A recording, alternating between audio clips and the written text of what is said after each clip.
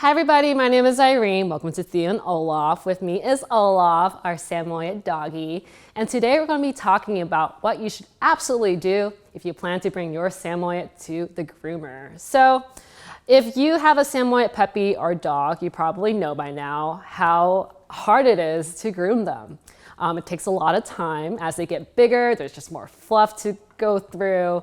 You gotta brush before and after the bath. You gotta make sure all the soap is gone. And on top of it, if your Sammy isn't used to a bath, they'll probably be very vocal the whole time. So it's just a combination of calming them down and also just making sure you get the job done. So it's hard work.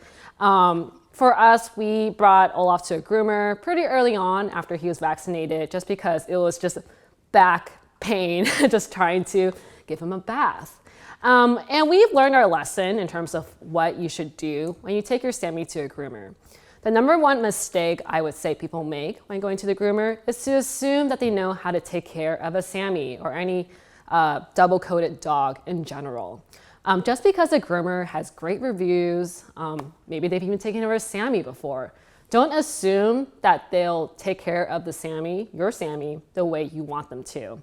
And in particular, this is very important, especially if you want to maintain your Sammy's coat. So what's happened in the past is that Olaf would get pretty bad matting right under his ears.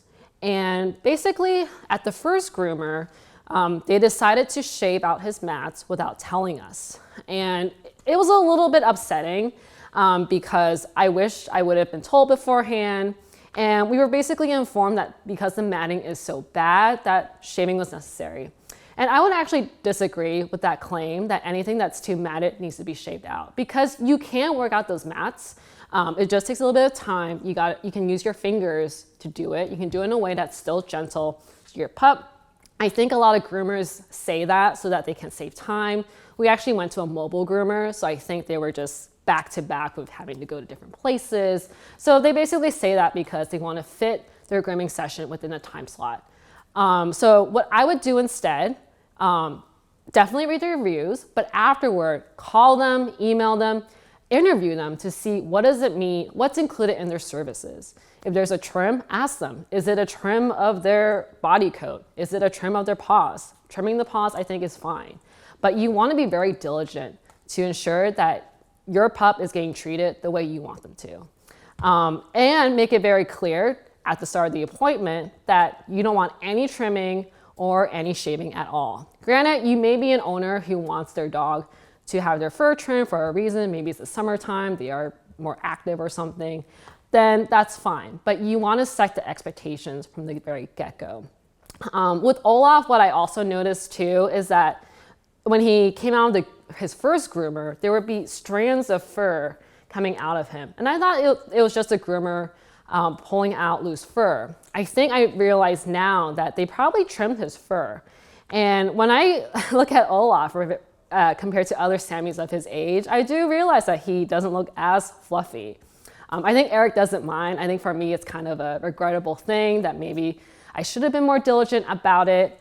And it's taking a while for his little ear spot to grow out. I mean, granted, Olaf is still very fluffy, still very cute, but it's just something I wish I could have caught earlier because Sammys are known for their majestic coat, and it's just a shame. So we will see if Olaf's little missing area will grow out sooner than later. I know some Sammys, it takes about a year for their coat to be replenished again. So learn from our mistake, make sure you interview your groomer and know what's going on.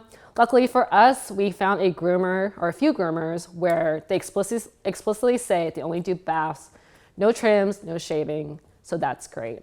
So let me know what your experience with grooming your Sammy has been. Have you ever had a shave or a trim that you weren't aware of or were told after the fact? Let me know, I would love to hear.